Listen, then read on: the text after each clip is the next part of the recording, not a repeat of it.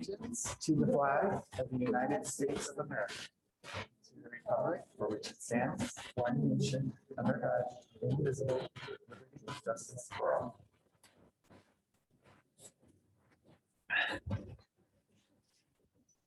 I will now introduce the Board of Directors who are present tonight. Beside me is Dr. Hilda Pena Alfaro.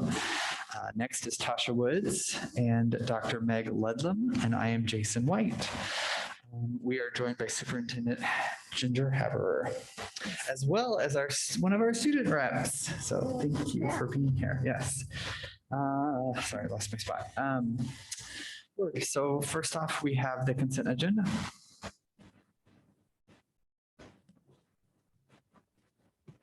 I move that we accept the consent agenda. And I second. All right, Tasha has moved that we approve the consent agenda. Hilda has seconded. Board, any discussion? Seeing that there's not, I will call the vote. Meg? Tasha? Okay, thanks, Meg. Aye. Hilda? Aye. I also vote aye. Consent agenda approved. Next, we have administration, superintendent's update. Ginger. Yes, so we are still very much celebrating National Native American Heritage Month, and we have some very special guests with us here on Zoom, Sia Aronica and Anthony Aronica, who are related to Ida Nason Aronica. And I was up at Ida today with Jack Belcher was doing a story on Lincoln students settling in there. And it's just such an honor to name that beautiful school after an amazing Native American woman, Ida Nason Aronica. So to celebrate our new school, as well as Native American Heritage Month, I invited Sia to share a little bit about Ida's life and what is she most proud of concerning Ida Nason Aronica. So Sia, would you like to share? Yeah, I am here. So I will tell you, I usually wing it, but I wrote it down because I didn't want to get too far off track. So Sheikh Glawit, good evening. Kwetlapam Wianawi, Inknash Waniksha Sia Aronica, Nalipa si Waniksha Tony Aronica, Natuta si Waniksha Alan Aronica, Ku na alas iwaniksha na atway Ida Nason Aronica. Kwatlani na tashwa ichna in khutway maying. Kwatlanu shamatash shapa wanikya skulit paman. I just wanted to say my dad is Alan, my brother is Tony Aronica, my grandmother is Ida Nason, and we're very grateful that you guys have named the school for Grandma. And I am very happy to be here representing my family. I put together a few pictures and a little bit of a presentation. And so I will jump right in. Grandma has the quote, everything change. And it fits her life. And the best way to address it was to kind of follow the structure of the school, since that's what we're honoring her with and looking at it in the seasons of her life. So one of the most striking aspects of Grandma Ida is her longevity. She was born around the time that Washington joined the US as a state, and she lived and exercised subsistence practices for over a century in her family's traditional homelands, now Central Washington. In Western culture, it's common to name buildings, streets, and parks for leaders that point to singular defining moments or milestones, like holding a political office, orchestrating a military achievement, or discovering an invention. But in a different lens, Grandma Ida practiced an indigenous way of life that was based on honoring values through continuity and brave faith that each individual has critical contributions to make in the protection and the perpetuity of the community. Living for community meant respecting the elders, taking care of neighbors, and passing on a legacy for those yet to be born. And tonight I want to talk about Grandma Ida in terms of the seasons of her life, and that captures values that we can relate to and teach within our schools, but that weave through her personal narrative like a fiber. Go ahead and change the slide. Can I change the slide, or do you need to do that?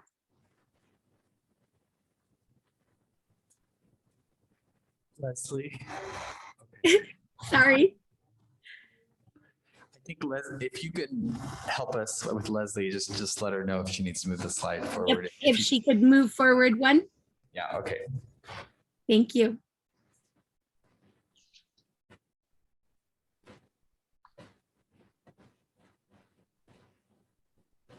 We're looking at spring.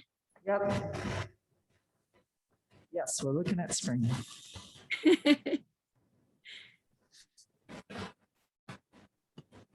Are you guys seeing that? It's not shared back up, so I'm not sure if that's what you're seeing.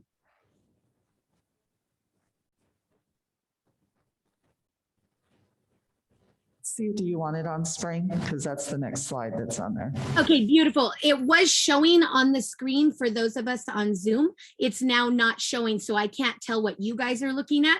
So just verifying. If you're looking at spring, we're good to go. So spring, youth, her There courageous is a delay, beginning. and I think what's happened, we had some technical difficulties, but yes, we've got it on springs. So I think you will have a slight lag, but it should. We are seeing spring, and I know Leslie's working on it to Okay. you all can see Beautiful. it. Thank you.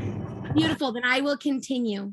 So spring is her youth, her courageous beginning. The subsistence lifestyle that Grandma was born into took extraordinary bravery. As a young girl, Grandma Ida learned to care for sick relatives and elders. She cared for 2 elderly aunties while camping along the Yakima River on the River Bottom Road. She attended Damon School in the Menashtash for daily school lessons with the children of homesteader families. She would also commute by horse to the Nanum Canyon along the north ridges of the Kittitas Valley to attend to more elderly relatives. Grandma learned early on that practicing respect takes real courage. The respect for elders and family that motivated her to cook and tend fire, the respect for nature that allowed her to become a gatherer of plants, roots, berries, and natural medicines, the respect for self that pushed her to ride across the valley floor for an English language schooling so that she could be a bridge from the elders to the next generation. Go ahead and go to the next slide. Summer. Summer is growth. She was a young woman with an enormous sense of responsibility. She did not have time for stereotypes or gender roles because starting a family and providing for a community means that we must all contribute and have things to do. Grandma Ida ultimately had 7 children, only the last one being born in an actual hospital. And as a young mother, she gathered and planted food for eating and preserving, cared for the family's animals, learned which medicinal roots to use in care of the relatives, and she beaded and sewed for trade and sale. During this period of persevering through the growth pains of young adulthood, Grandma Ida also brought joy to the grit of living a lifestyle that depended on nature and community as much as one's own determination. Her youthful enjoyment of the pony races and sporting games led Grandma Ida to become a bareback relay racer and support the early creation of the Ellensburg Rodeo. Next slide, Autumn. The harvest time. Grandma's sense of community was enduring. She outlived her 2 husbands by nearly 5 decades, in which time she was a matriarch feature for an extended family of 7 children. Dozens of grandchildren, great-grandchildren, and familial bonds that created the duty to care for relatives in the Wenatchee, Wanapum, and Peshwanapum bands. During the century of her life, Native people in this area were persuaded or pressured to relocate to reservations, but Grandma did not. As the lines blurred between her growing family and this developing community, Grandma's door was always open. She never ignored the opportunity to share food, assist with a neighbor's crops or livestock, board a student or a child, all while demonstrating the ethics of each person leaving the community stronger than before. And the last slide, winter, gratitude. Grandma had a hearty laugh into old age. She believed that we took care of our community and natural environment because those resources belong to future generations. With this thinking, the value of education is the legacy that we can personally hand down to the next generation. Grandma lived by the traditional and cultural knowledge that she was entrusted with from her elders and delighted in passing on those stories and teachings. She also frequented grade school classrooms, hosted field trips at the ranch, and boarded college students at Central Washington University to support educational institutions. Formal and unstructured educational opportunities were priorities for Grandma to share after her many years of experience. She believed that learning occurred everywhere and anyone we met could teach us something. Learning and teaching were Grandma's expressions of gratefulness for her family, her community, and the many decades she lived in this valley. On behalf of myself and family, thank you so much for acknowledging her life accomplishments, and her legacy. Au Klawi Kush. I'm done. Thank you so much, Sia. That was excellent. And what a privilege it is for us as a district to be able to name our new elementary after your grandmother. What an amazing woman. And Sia, I also want to thank you. I had a chance to see the amazing display case that you and Michelle put together. And just thank you to your family for allowing us to have all of those beautiful artifacts there in the showcase for students to learn from and to really appreciate. And I looked at some of the beadwork that was done and some of the purses, and I know you had I think it's the jingle dress that your daughter had or has, and just what a great way to share your heritage and heritage of Ida and your family with all of us. So thank you for that too. Thank you so much. I also want to give a shout out to our Native American students at Morgan Middle School. Some of the artifacts that are in our case were provided by some of our students. They brought in to share their cultures. We have flutes, we have arrowheads, we have different things that were brought in by students. And I also want to give a shout out to Nate Bradshaw's family. They actually have one of the beaded vests that Grandma was she was contracted to create or make for one of his family members, and they have held on to it through the years. And so he brought that out to share, and it's the first time I've actually been able to see some of her handiwork that is actually her creation. And so it was truly an amazing gift to our family also to be able to see that. So I just want to make sure that we honor those that also help contribute to that, because it wasn't just 100% us. But some of the artifacts there are truly amazing. So if anybody has a chance to go in and see the case, it is a great opportunity to see some of the artifacts that grandmother had, both that were given to her and throughout the generations from her mother that were given to her mother for different things and reasons. So it's a truly amazing display. So thank you again, Sia, and thank you to your whole family and board members. I encourage you to go in to see that showcase at Morgan. It truly is museum quality, absolutely. And thank you again, Sia. Thank you.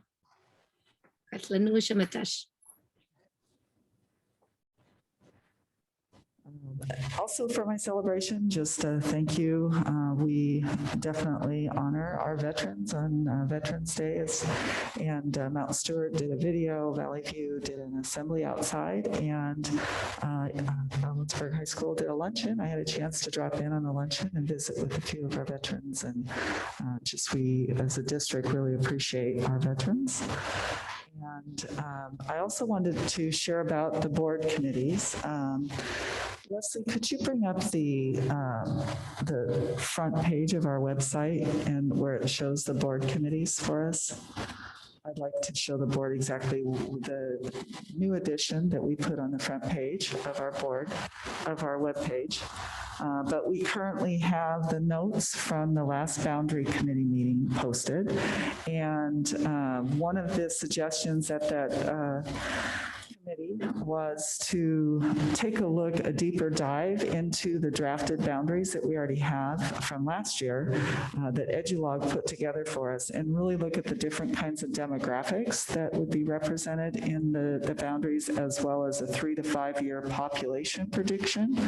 So we are currently going to enter into a contract with a company called Burke from Seattle, and it was a suggestion from one of our parent volunteers. And we just have an amazing group of parents and administrators that came together for that meeting, and just really appreciate their time for this important endeavor. And we have another parent from Valley View that's going to join us next time. But they will be pulling this data for us and have a report on those demographics for each of those boundary areas, and they'll have that ready by our December 16th meeting. So I think that's just going to be good data for us to have as we move forward. So I'm excited about that. And so this is on the front page of our board, of our website, and you can see, you can click on to see any kind of the notes from the committee. And then if you go back, so those are the notes right there, and it's posted right on our website, so people can see after each meeting what happened, what was said at the meeting, and what some of the suggestions were. And then if you go back one more, so then we also have a committee posting for a pro and con committee for our levy. It's required by law. And we have actually had it posted up for a couple of weeks. We're going to leave it up until the next board meeting. We will bring the names to you of people that signed up for the pro and the con committee for the levy. And you just need to officially appoint the names of those people on the committee, and then that is the end of the district's role in working with that committee. So I'll bring you the names of those folks on their December 3rd meeting. We're excited. And then when we put the other committee together, our capital projects committee, that will go right there as well. And there'll be a nice clear site for everybody to see the work of the board and the work that we're doing together with committees. That is the end of my report. All right, thank you, Ginger. Board, any questions? Okay, next up we have enrollment.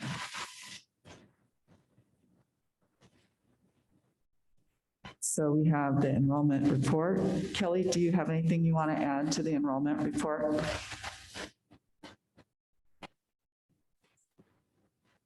No, I do not have anything additional. I can answer questions.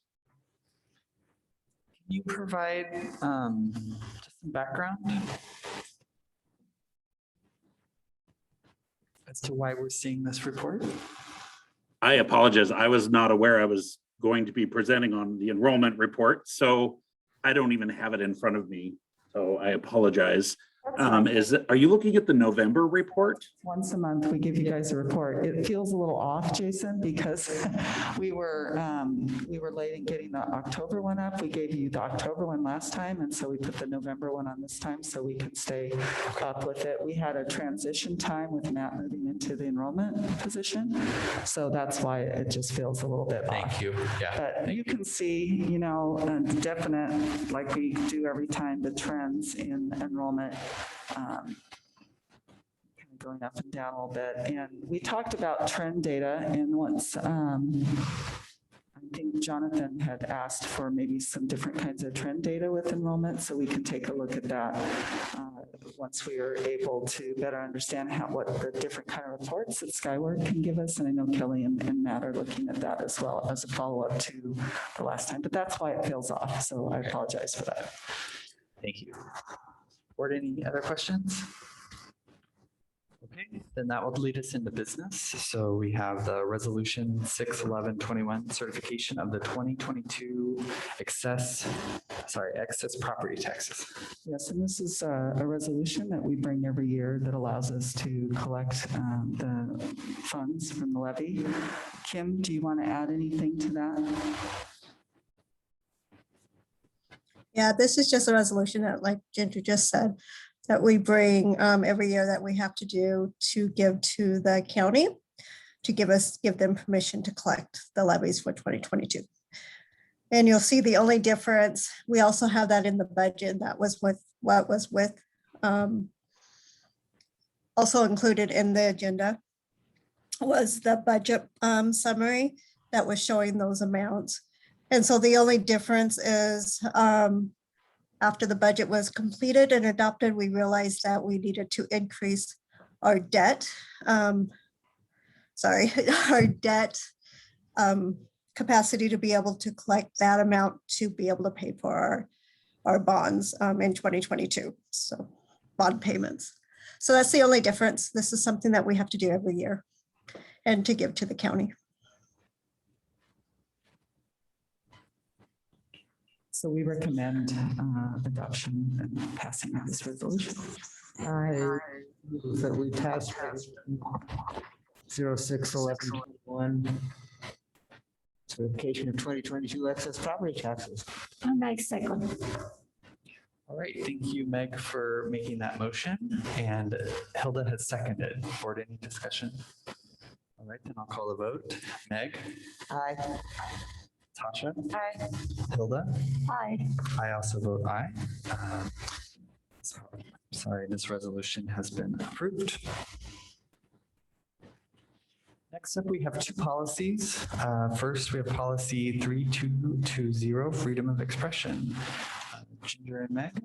This was an essential policy that was part of the policy and news report that we got from WASDA. And it just kind of updates the guidelines that we need to follow as a school district, especially in student publications and freedom of expression. So it's a recommendation to adopt this policy. And we did have admin look at it as well. I move that we approve policy 3220. Second? All right, board. Hilda has moved that we approve, and Meg has seconded. Is there any discussion? The only thought I had is I know when we talk about freedom of expression, I know policy 3224 is also a policy specific to student dress. So I did look at that one because I think it's kind of relates to that. It might be a good thing for us to maybe look at. Meg, I'm happy to talk about that with you more specifically for the board to look at that policy as well in the near future. So, all right, board, any other discussion? All right, then I'll call the vote. Meg? Aye. Tasha? Aye. Sorry, Hilda. Aye. I was anticipating you. Okay, and then I also vote aye. All right, so we have approved policy 3220, freedom of expression. The second policy is policy 3411, supporting students with seizure disorders. Yes, we also recommend that this is an essential policy from WASDA, and we recommend that we adopt this policy, or it basically outlines who can give seizure disorder medication, how it needs to be administered. Clearly, this is legally required. It sounds like there's a fair bit of implementation work connected with it, but it's legally required. Yeah, and we shared this with Wendy Batista, who is our nursing director, and we already have, I think, have the things that we need in place for this. But she said, yeah, she said we're good with this. So, Okay, then I move that we approve policy, whatever. 3411. 3411. 3411 about seizure disorders. I'll second. All right, thank you, Meg, for making that motion to approve, and Tasha for seconding. Board, any discussion? Okay, then I'll call a vote. Meg? Aye. Tasha? Aye. Hilda? Aye. And I also vote aye. Policy 3411 is now approved. Board, that takes us to our reports. Hilda, is there an early learning report? Just we had our giving books and toys lab for November, and there is going to be an event on December 12th. So if people are interested in receiving books for kids and toys, you are welcome to come at the event. Is in the Catholic Church, or you can contact the Early Learning Coalition, and we will deliver the books from you. All right, thank you, Ilda. Chloe, do we have a student report? Yes, I just wanted to highlight some things that have happened in the past month. A few of our sports teams have gone off to state. Our volleyball girls are actually practicing and getting ready to go down in play. So we wish good luck to them. Our cross country team made it to state. Our girls were able to take a full team, and 3 of our boys qualified, and the girls placed 5th overall. That was on November 6th. So congratulations to all of them. We also had some athletes recently who signed with colleges, and I just wanted to recognize them and their achievements. Maddie Kennedy will be playing softball at Yakima Valley College. Victoria Zimmerman signed with Western Oregon University to play softball. Dylan Phillip will be playing basketball at Montana State, and Riker Fortier signed with Bellevue College to play baseball. Congratulations to them. Also, our FFA horse team and our horse team went to nationals.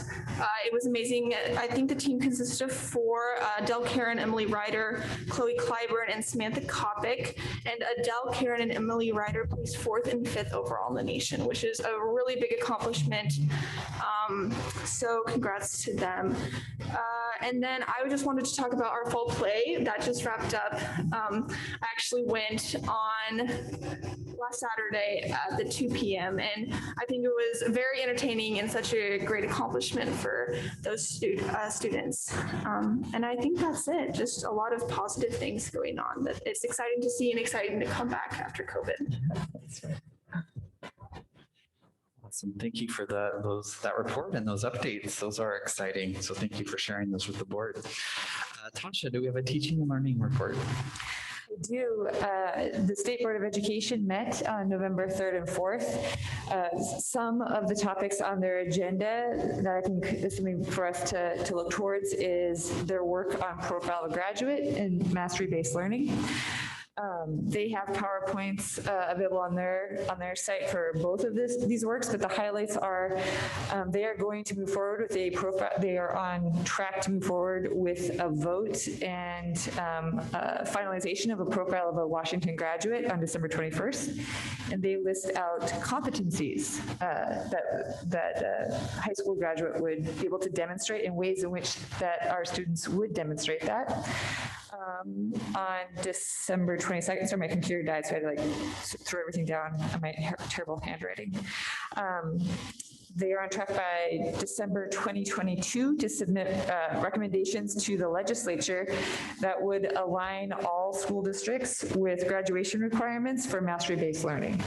And that is, their timeline for that is 2022. So those are timelines that come very quickly and could be potentially huge shifts that we would need to meet. So their next meeting is December 3rd, I believe. It's the beginning of December. Sorry, my laptop died and I had it all written on there. So, but they are board meetings to watch and keep in mind. Thank you, Tasha. Any questions for Tasha, board? Okay. Meg, it's our legislative report. There is not. All right, thank you. For board chair update, the only thing I would like to do is just take this moment to thank Hilda for being, she was appointed to the board and she has just been outstanding. We have been so fortunate to have you and your expertise and all that you've contributed to the board. You will be greatly missed as we switch board members with but I will just want to say thank you for so much for all your hard work, and we appreciate it, and hopefully we'll continue to see you around and hope that you can contribute in ways that you see fit. Well, I just want to thank you, everybody, all the board members. It has been a really neat experience. And we were together during the past year at COVID. It was really a crisis and we sorted it well. So it was very, very nice to see how when there is the will, there is the power and things can be done. So I am grateful for being here, grateful for this opportunity. And I just want to say that I know that the kids in this town are in very good hands, and that all of you are putting the administration, the teachers, the board, and Ginger, the superintendent, they are really working hard in order to have better opportunities for our children. Thank you so much. Thank you, Hilda. All right. That leads us to public comment. Leslie, can you set us up for that? All right. Individuals wishing to be heard by the board will add their names to the document in the Zoom chat box, or individuals will be recognized within Zoom by using the icon or emoji to show they are raising their hand. Also, those in person, just make sure you have checked in with Leslie. Once the chair calls on an individual, they will identify themselves by stating their name and address for the record. Individuals will proceed to make comments within the 3-minute time limit. In order to provide equal opportunity for comments, an individual's microphone will be turned off at the 3-minute time limit. The chair may interrupt or terminate an individual's statement when it is too lengthy, personally directed, abusive, obscene, or irrelevant. The board as a whole has the final decision in determining the appropriateness of such rulings. In accordance to the Open Public Meetings Act 4230, agendas and topics must be set in advance of the meeting. Board members will not respond to public comment during the meeting. Additionally, comments may be submitted to the board at board@esd401.org. Leslie, are we ready to open public comment? All right, perfect. So we will open up public comment and we will start with anyone here in person. All right, wonderful. And we will not start the timer until you begin speaking. So yes, no worries. Well, I have to say,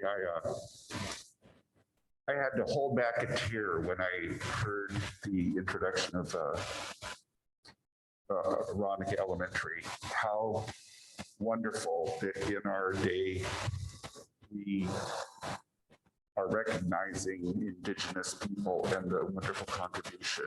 And it's fitting and about time, I think. Anyway, that's not what I was here to say, but that was very moving.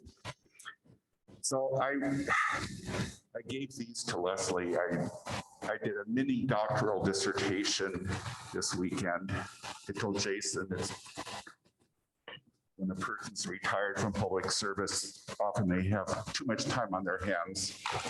But I provided one for each of you, and Leslie has them, and they're all for each of the board members and also Superintendent Haber.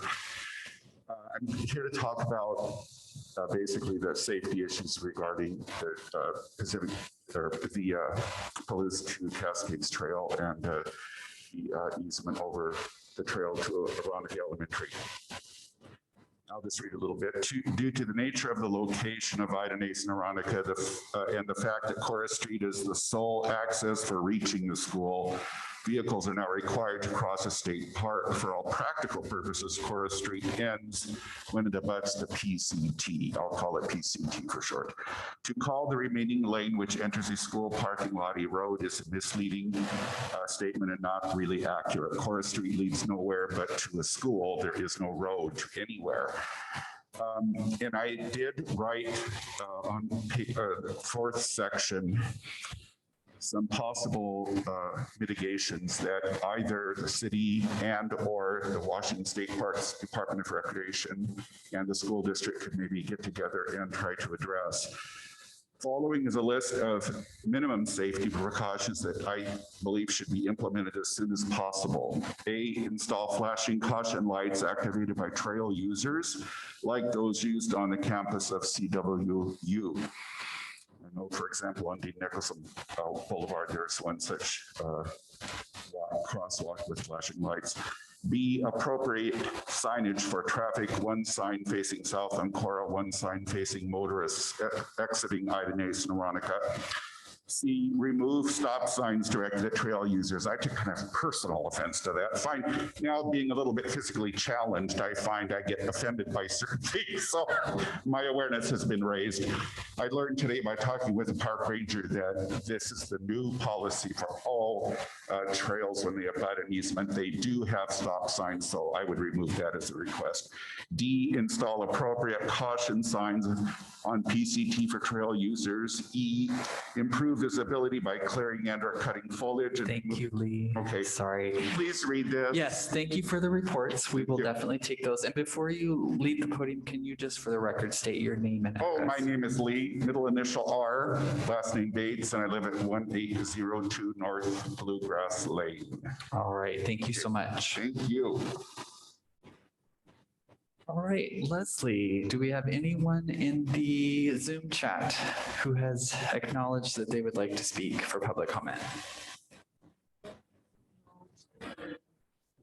right, so if no one has acknowledged, I think we'll give them about 10 seconds to raise their hand if they have missed it. We just want to make sure and verifying that they can raise their hand, correct?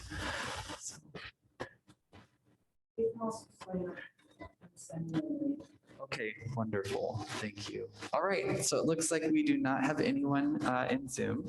So I will now, public comment is now closed.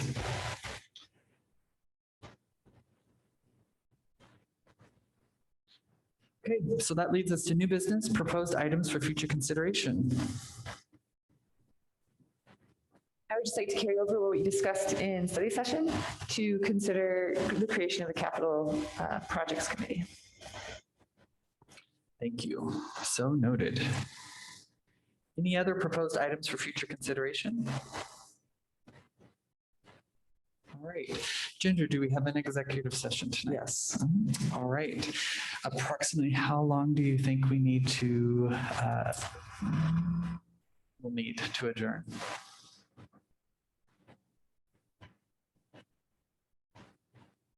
Let's just try 10 minutes. All right, so it is now 6:42. So we are Takes us a couple minutes to walk back. yes. So I think what we'll do is adjourn until 6:55. So does that sound okay? All right. So Leslie, we will be back. We are going to adjourn until 6:55, and we will be back then. Thank you. Oh, yeah. Yes, of course.